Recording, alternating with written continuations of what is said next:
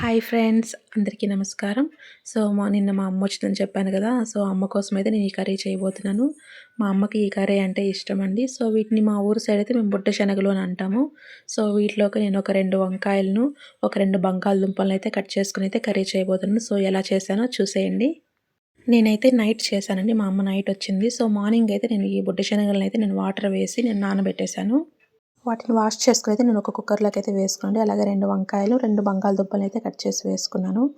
తర్వాత దీనికి మసాలా అయితే రెడీ చేసుకుందామండి. కొంచెం కొబ్బరి, ఒక ఎర్రగడ్డ, ఒక తెల్లగడ్డ, ఒక టమాటో, కొంచెం కొత్తిమీర, కొంచెం పసుపు, కొంచెం ధనియాల పొడి అండ్ కొంచెం కారం పొడి వేసుకొని అయితే మెత్తగా పేస్ట్ అయితే చేసుకోండి. మెత్తగా పేస్ట్ చేసుకున్న తర్వాత అయితే ఆ మిశ్రమాన్ని అయితే మనం దానిలోకి వేసుకోవాలండి. వేసుకున్న తర్వాత అయితే కొంచెం ఉప్పు వేసుకొని అయితే మనం ఒక కుక్కర్ అయితే ఒక 3 విజిల్స్ అయితే పెట్టుకోవాలండి. చూడండి 3 విజిల్స్ అయిన తర్వాత అయితే మన కర్రీ అయితే రెడీ అయిపోయింది. మనం ఇప్పుడైతే పోపు అయితే వేసుకుందాము. పోపు ఎలా వేయాలో మీకు తెలుసు కదా! కొంచెం ఆయిలు, కొంచెం ఆవాలు, కొంచెం కరివేపాకు, అయితే ఒక తెల్లగడ్డనైతే కచ్చాపచ్చాగా దంచి అయితే వేసానండి. టేస్ట్ బాగుంది. ఫైనల్‌గా అయితే మన కర్రీ రెడీ.